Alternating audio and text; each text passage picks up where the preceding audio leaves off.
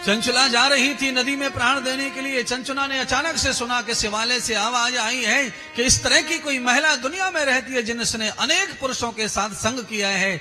ऐसी महिला के साथ में यमदूत यमलोक में ले जाकर भट्टी में गरम गरम सरियां लोहे की लाल लाल करके उसके अंगों में डालते हैं और उसकी यौन में डालते हैं। ये कथा सुनते ही चंचला पागल हो गई, डर के मारे घबरा गई, रोने लगी, चीखने लगी। क्यों? चोर की दाढ़ी में तिनका। चंचला को कथा लगी कि मुझे सुनाई जा रही है, और दरअसल में चंचला को कथा सुनाई नहीं जा रही थी। जो सामने श्रोता बैठे थे, जो कथा है वो सुनाई जा रही थी, पर चंचला जब जा रही उसके कान में वही दृष्टांत पड़ा। अनेक पुरुषों का संग करने वाली महिला के साथ क्या बर्ताव करते यमलोक में यमदूत। तो कहा गरम गरम लाल लाल सरियां डालते उसके अंगों में। इस पीड़ा को सुनकर के चंचला रो रही, घबरा गई। कान में कथा पड़ी, इसके कारण आत्महत्या के लिए नदी में नहीं कूदी, लौटकर देवालय में आकर गिरी, शिवालय में आकर गिरी, सीढ़ियों पर आकर माथा पटकने लगी। मैं पापिन हूं, अभागिन हूं, दुष्टा हूं, कुलटा हूं। हे महात्मा, हे गुरुदेव, हे ब्राह्मण, इस कुलटा का, इस पापनी औरत का उद्धार कर दो।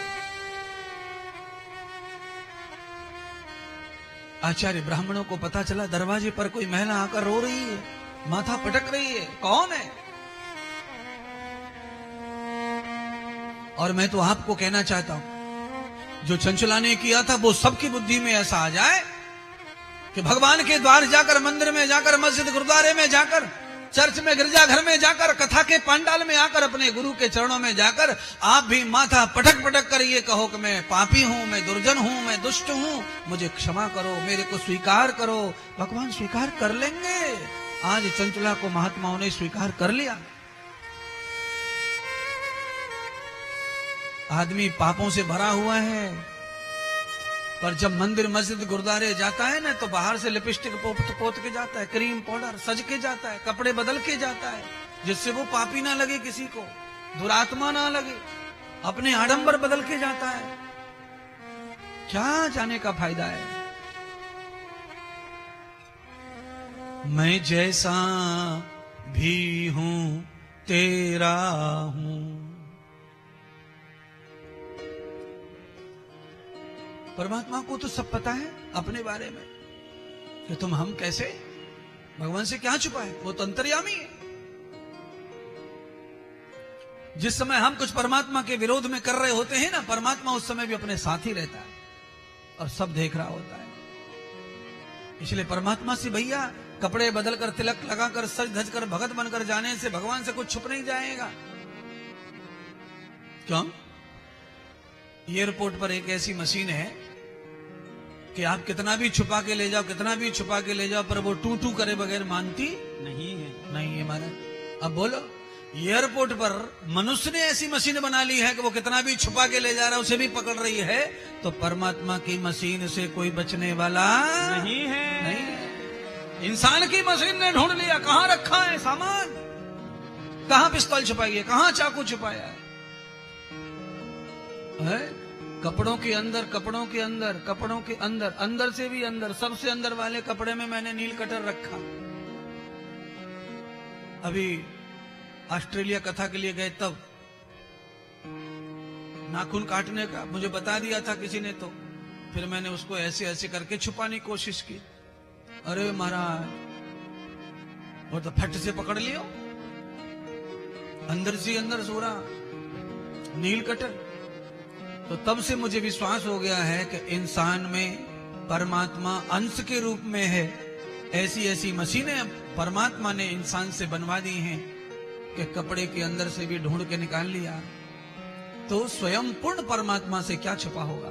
कुछ नहीं छुपा। इसीलिए मुझे लगता है आपके और मेरे बारे में कि हमें परमात्मा से कुछ छुपाना नहीं चाहिए, क्योंकि छुपने वाला भी नहीं है। तो परमात्मा से कह दो। चंचला ने कह दिया, मैं पापिनी हूं, अभागिनी हूं, दुष्टा हूं, कुलटा हूं, और मेरा चरित्र ऐसा है कि मुझे कोई पवित्र व्यक्ति देख ले तो उसके पुण्य नष्ट हो जाए। मैं ऐसी दुर्जन स्त्री हूं, पर मैं नरक में जाकर के उन गरम गरम सलियाओं को मैं अंगों में कैसे झेलूंगी, कैसे मैं सहन करूंगी उनकी पीड़ा को। इसलिए हे आचार्य, हे गुरुवर, मेरी रक्षा करो, मुझे बचाओ। आदमी के अंदर डर पैदा हो जाए पापों का, तो आदमी पाप करने से डरेगा नहीं।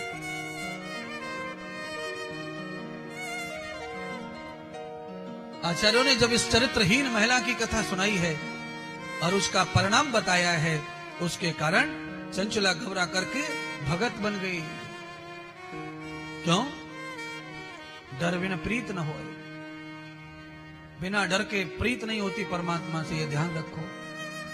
जितना भी पूजा पाठ अनुष्ठान दुनिया में चल रहा है वो सब डर के कारण ही चल रहा है। आदमी जब डरता नहीं है तो पूजा पाठ भी करता नहीं है। डर बहुत कुछ करवाता है। इसीलिए मैं कहता हूं कि डरो। जैसे यज्ञ हो, कथा हो, दान हो, सेवा हो, तीर्थ हो, आपसे भजन हो, ध्यान हो, जाप हो, नाम स्मरण हो, सेवा हो, अगर ये डरने से ही होता है तो चलेगा। डर के भी सत्कर्म हो जाए, कल्याण हो जाएगा, पथ प्रदर्शित हो जाएगा। सौनक जी ने प्रश्न किया, हे सद्गुरुदेव, हे कृपालु, दया करो, चंचला का क्या हुआ कहिए। तो कहा, चंचला को आचार्यों ने दीक्षा दे दी, मंत्र दे दिया, उसका नया जन्म कर दिया। और कैसा जन्म कर दिया? श्रोता बना दिया उसे कथा का। श्रोता बनने के बाद में 7वें दिन चंचला को 7 दिन की कथा सुनकर, 7वें दिन कथा को सुनते ही मृत्यु हो गई चंचला की। और चंचला का जब मरण हो गया बंधुओं, तो चंचला कहां चली गई? तो कहा, भगवान शिव के लोग कैलाश में जाकर पार्वती माता की सखी बन गई। वो ऐसा जन्म मिला उसे कथा सुनकर। सखी, पार्वती की सखी। कमाल की तपस्या है कथा में, शिव में, शिव पुराण में ये तपस्या है महाराज। 7 दिन की कथा सुनकर के चंचला जैसी दुष्ट स्त्री पार्वती की सखी बनकर के पार्वती के महल में सेवा करने लग गई महाराज। ऐसा अवतार हुआ उसका, ऐसा जन्म मिला उसे। कथा सुनते ही उसके पापों का सर्वदा नाश हो गया।